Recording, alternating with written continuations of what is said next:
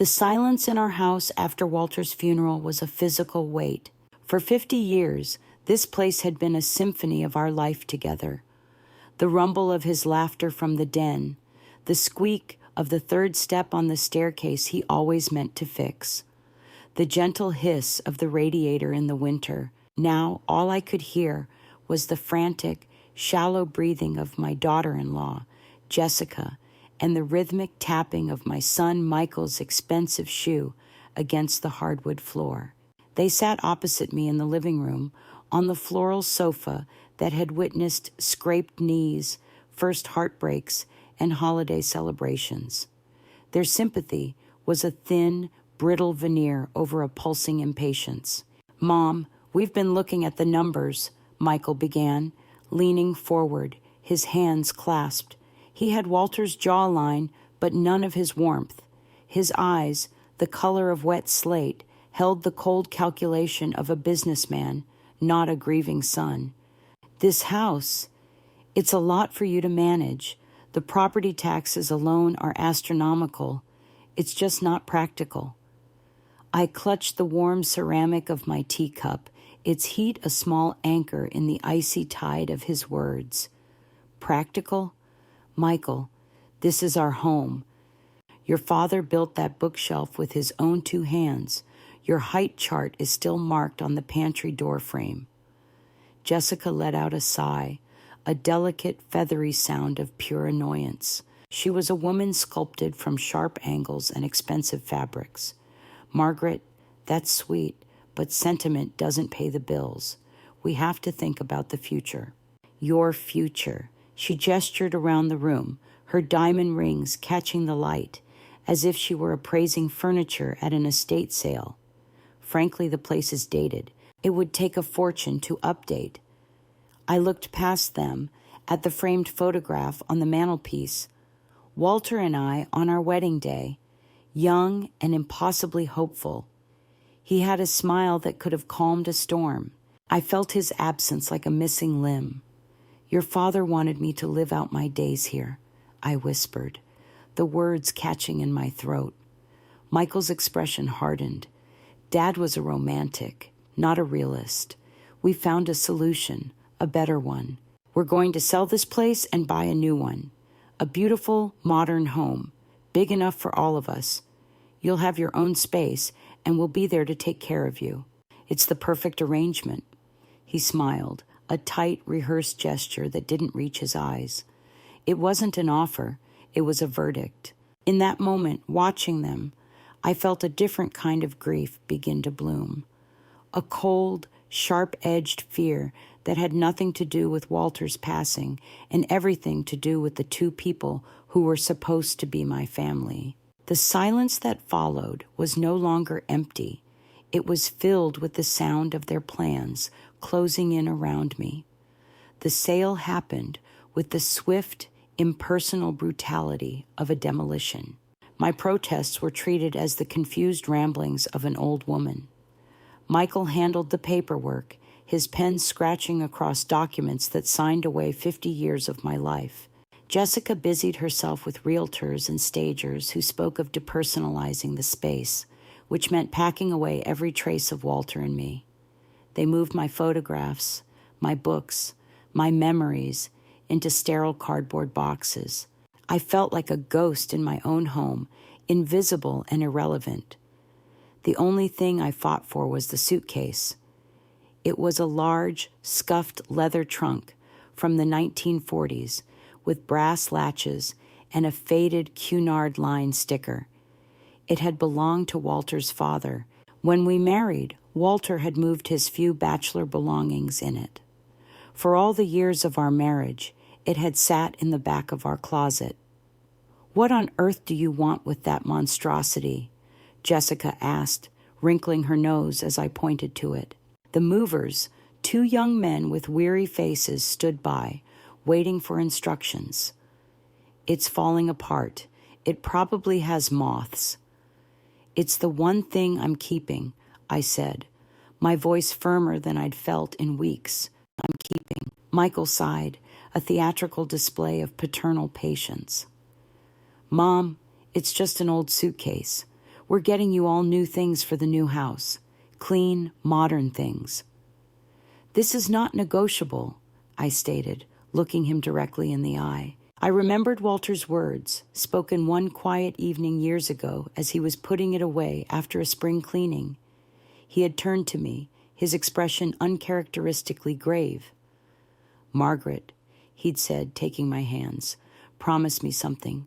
If I go first, and if you ever find yourself in your darkest hour, I mean a time when you feel truly alone and lost, I want you to open this, not before." I had laughed it off, chiding him for being so morbid. "Our darkest hour is behind us, my love," I'd said. Now, his words echoed in my mind, not as a strange request, but as a chilling premonition. Michael, seeing a flicker of a battle he didn't have time for, waved a dismissive hand. "Fine. Whatever you want. Take the dusty old thing." He turned to the movers. "Just throw it in the truck. Be careful with the crystal." They hefted the heavy suitcase, its worn leather groaning in protest. As they carried it past me, I laid a hand on its side. It felt like I was holding on to the last piece of Walter, the last remnant of a life that was being systematically erased. I watched the moving truck pull away from the curb, leaving our beloved home empty and waiting for strangers. I was now completely in my son's care, a passenger in a life I no longer recognized, clutching the memory of a strange promise and a single battered suitcase. The new house wasn't a home. It was a declaration, a sprawling, white-on-white monstrosity of glass and steel that loomed at the end of a long paved driveway in a gated community. The foyer was a 2-story cavern of polished marble where every footstep echoed like a gunshot. It was cold, sterile, and utterly devoid of a soul. Jessica led the tour, her voice bouncing off the stark white walls as she pointed out the chef's kitchen, the home theater, and the climate-controlled wine cellar. "And this will be our wing," she'd announced, gesturing down a long hallway. "The master suite is at the end. Michael's office is just here." I followed them, my small frame feeling smaller in the vast empty spaces. The air smelled of paint and new construction, not of baked bread or old books. Where will my room be?" I asked, my voice barely a whisper. Michael and Jessica exchanged a look. It was a quick conspiratorial glance I was beginning to know well. Michael put a hand on my shoulder, his touch meant to feel reassuring, but coming across as condescending. "We found the perfect spot for you, Mom. A place where you can be cozy and surrounded by your history." He led me past the gleaming kitchen, through a utility room, and to a narrow, steep set of stairs I hadn't noticed before. A pull cord hung from a square in the ceiling. Michael tugged it, and a rickety wooden ladder unfolded. "Here we are," he said with a proud smile, as if he were revealing a grand prize. The air that drifted down was stale and thick with dust. "The attic?" I breathed, horrified. Jessica's smile was thin and sharp as a shard of glass. "We just thought it made the most sense. You know," she said, her voice dropping to a confidential, cruel whisper, "old things belong with other old things." The cruelty of it stole my breath. It wasn't a logistical decision. It was a judgment. They led me up the creaking steps into the cavernous, dimly lit space. The air was thick with the smell of old wood and insulation. A single bare bulb cast long, dancing shadows.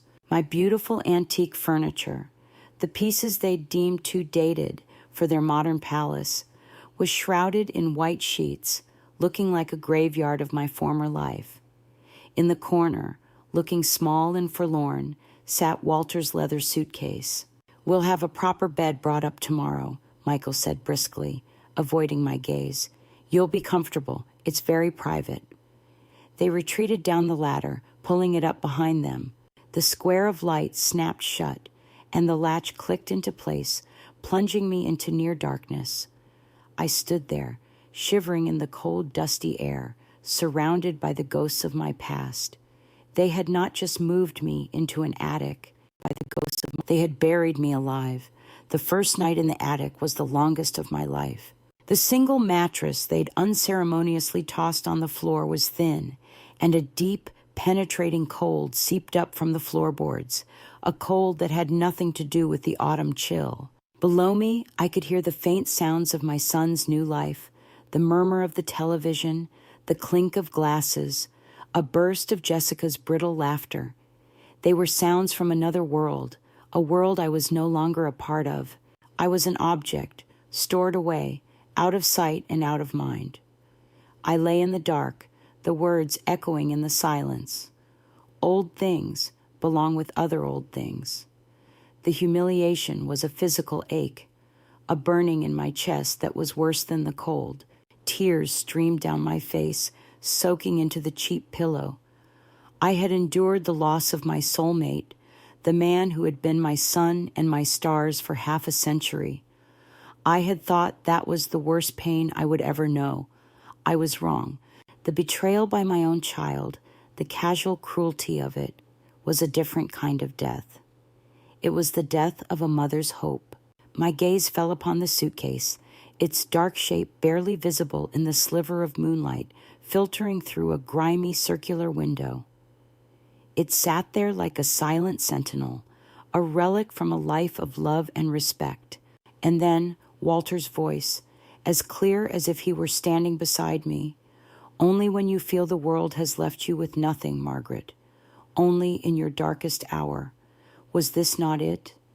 I had lost my husband, my home, my dignity. My own son had reduced me to a piece of unwanted clutter, relegated to the dust and shadows. I had nothing left. The world, as I knew it, was gone. A strange calm settled over me, displacing the grief and the anger. It was the calm of absolute certainty. This was the moment. This was the darkest hour Walter had foreseen. Slowly, painfully, I pushed myself up from the mattress. My joints ached in protest. I crept across the dusty floor, my bare feet silent on the old wood. Kneeling before the suitcase felt like approaching an altar. My trembling fingers fumbled with the cold brass latches. They were stiff from disuse, and for a moment I feared I couldn't open them. I pulled with all my remaining strength, my nails scraping against the metal. With a loud protesting snap, the right latch sprang open. Then with another groan, the left one followed. I paused, my heart hammering against my ribs. I took a deep breath of the stale, cold air, and I lifted the lid. The scent that rose from the suitcase was a perfume of the past, cedar, old leather, and the faint, sweet smell of my mother's lavender sachets. On top lay a neatly folded Aran sweater Walter had loved, and beneath it, a leather-bound photo album. I ran my fingers over the cover, but I didn't open it. I knew what I was looking for was deeper. My hands searched the sides of the suitcase, feeling along the fabric lining. Near the bottom, my fingers brushed against a subtle seam, a slight give in the material. I pulled at it, and a section of the lining came away, revealing not the hard leather bottom I expected, but a thin, perfectly fitted panel of wood, a false bottom. With trembling anticipation, I pried the panel up. There, nestled in a hollowed-out compartment, was a large oilskin pouch tied with twine. It was heavy. I untied the knot and carefully slid the contents onto the floor. It wasn't clothes or keepsakes. It was a stack of thick, cream-colored documents held together by a thick rubber band. They were deeds, original, embossed deeds to properties I vaguely remembered Walter's father talking about. A small commercial building downtown, a tract of undeveloped land in the Pocono Mountains, a duplex in the old part of the city. We had always assumed they were lost to the Depression or sold off long ago. Beneath the deeds was a single sealed envelope addressed to me in Walter's familiar, elegant script. My hands shook so violently I could barely tear it open. My dearest Margaret, The letter began. If you are reading this, then my worst fears have come to pass. I am gone, and our son has shown his true colors. I am so sorry, my love, that I was not there to protect you from this. I have watched Michael for years. He has my ambition, but none of my conscience. He sees people not as family, but as assets or liabilities. I knew that one day he might see our home, and you, as the former, to be liquidated for his own gain. These deeds are for the properties my father placed in a blind trust under my name decades ago. They are fully owned, debt-free, and have been quietly appreciating in value for over 60 years. They are yours and yours alone. They are not part of my primary estate and were never disclosed. They are your fortress. But there is more. I must confess, I have not been entirely honest about Michael's business ventures. 2 years ago, I discovered he was in serious financial trouble. To secure a loan for a risky development deal, he forged my signature on a personal guarantee, effectively making me liable for his debt. I have enclosed the original loan application I obtained from a contact at the bank, along with a notarized affidavit from a handwriting expert confirming the forgery. I didn't confront him because I knew it would destroy you. Instead, I paid off the loan myself to avoid scandal, but I kept the proof. He believes that secret is buried. He is wrong. Take these to my old friend, Howard Grant, at Grant & Lowell. He was my college roommate and is the most honest lawyer I know. He has been waiting for this call. He will know what to do. Do not be afraid, my love. You are stronger than you know. This is not vengeance. This is justice. Your life is your own. Never let anyone take it from you. Forever yours, Walter. I read the letter 3 times, the words blurring through my tears. But these were not tears of sorrow. They were tears of shock, of love, of a fierce, rising strength. He hadn't left me. He had armed me. In the cold, dark attic, holding the proof of my son's deceit and the keys to my own salvation, I was no longer a victim. I was the keeper of Walter's last, most important secret. The next morning, the attic door was opened by a surly delivery man who wordlessly assembled a simple metal frame bed. Jessica didn't bother to come up. She shouted instructions from the bottom of the ladder. Just put it in the corner and try not to scuff the floorboards. As if this dusty, neglected space was a showroom, I ate the tray of toast and weak coffee they left for me in silence.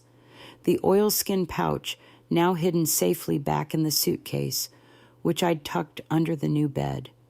My demeanor had changed. The grief and humiliation were still there, but they were now coals banking a hot, steady fire of purpose. While Michael was at his office and Jessica was at a spa, I overheard her making the appointment on the phone, complaining about the stress of moving. I found an old, disconnected telephone on a dusty table among the shrouded furniture. I took a chance, plugging it into a nearby wall jack.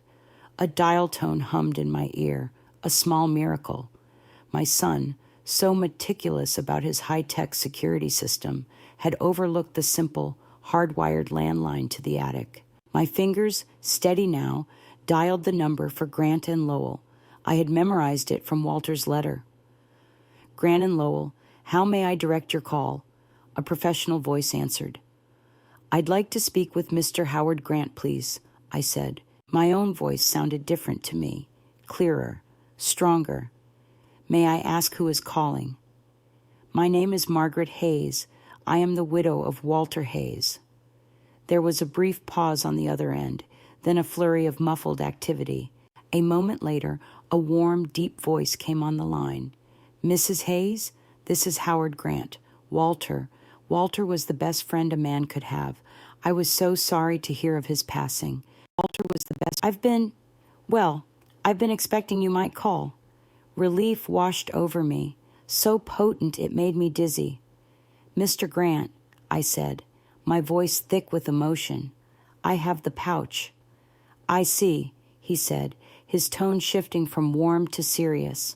"Margaret, are you in a safe place to talk?" I looked around the dusty attic at the sheet-covered ghosts of my life.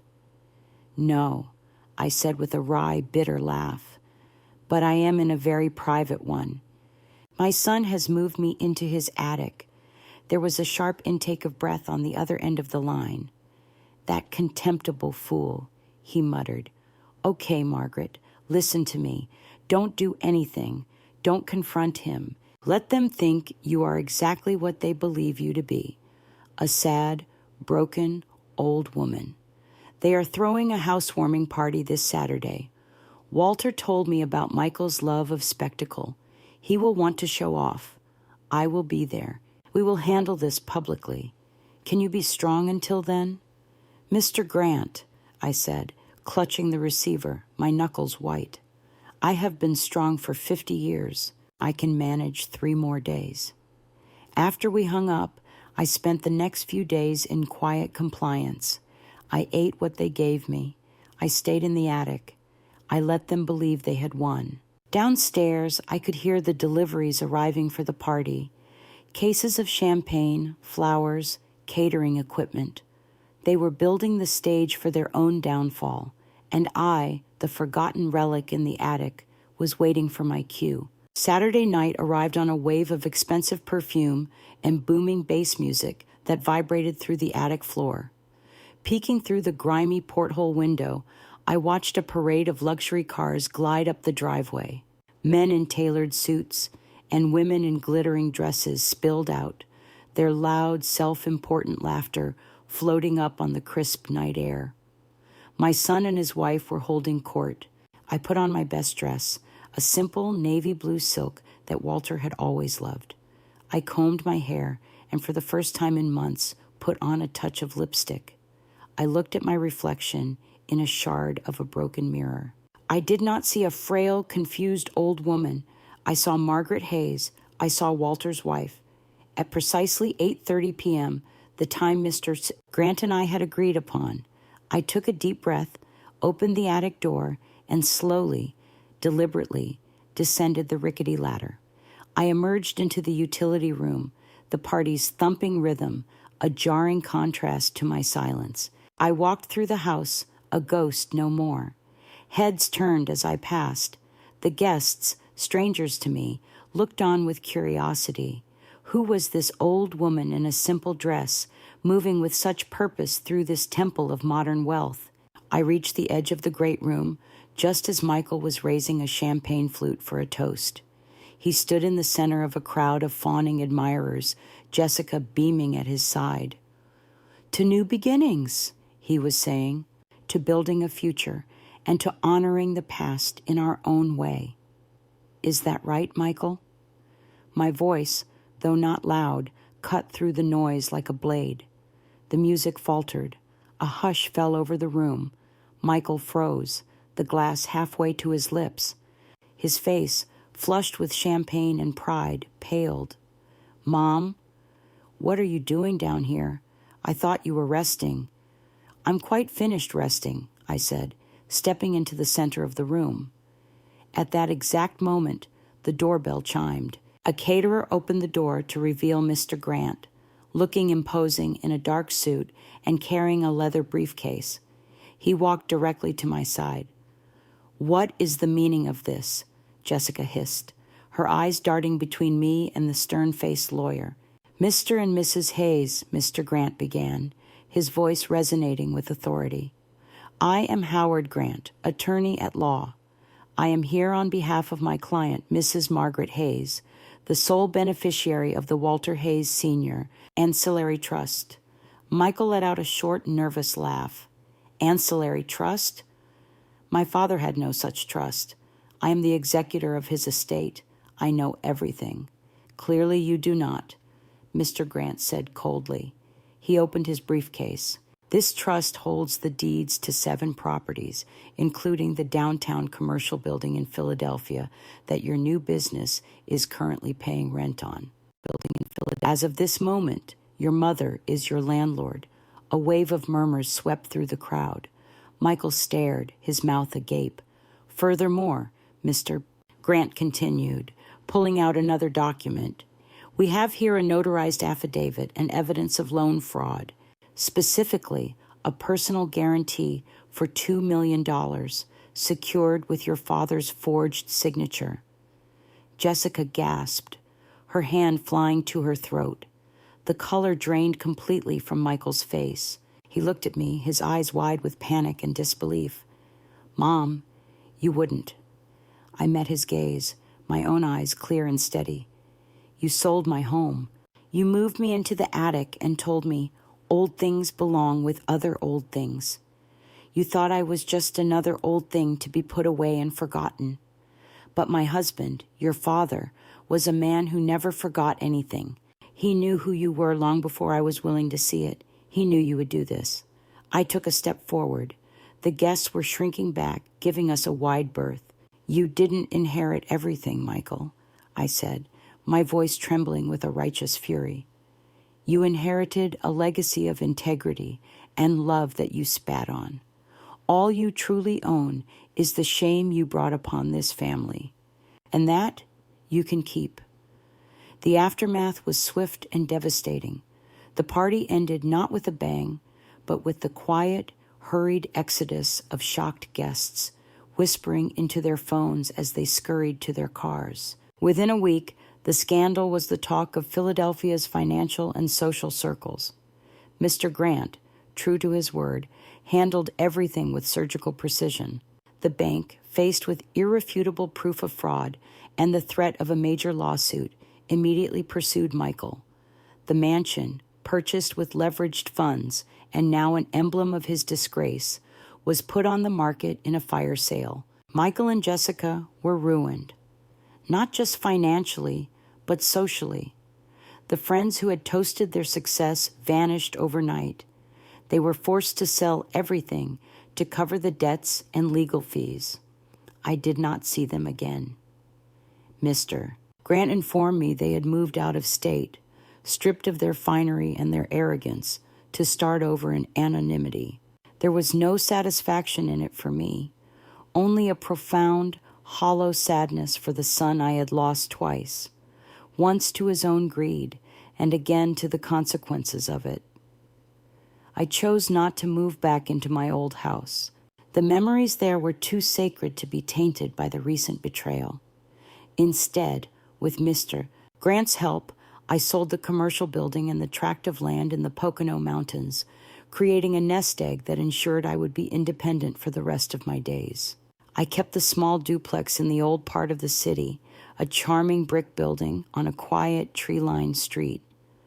I moved into the upper unit, which was filled with sunlight and the scent of the rose bushes from the garden below. I furnished it, not with new, sterile things, but with the beloved sheet-covered furniture from the attic. My husband's armchair, the worn floral sofa, the bookshelf he built with his own hands. And in a place of honor, next to my reading chair, sat the scuffed leather suitcase. It was no longer a vessel of secrets, but a monument to a husband's undying love and foresight. Some evenings, I sit by the window, a cup of tea in my hands, and look at the framed photograph of Walter and me that now rests on my mantelpiece. They thought they had inherited everything. They didn't understand. Walter's real legacy wasn't in deeds or bank accounts. It was in the strength he had instilled in me, the foresight with which he had protected me, even from beyond the grave. In the quiet hum of my new life, I finally understood. True wealth is not something you can liquidate. It's a love that builds a fortress around your heart, a fortress no betrayal can ever breach. And in that fortress, I was finally, peacefully home.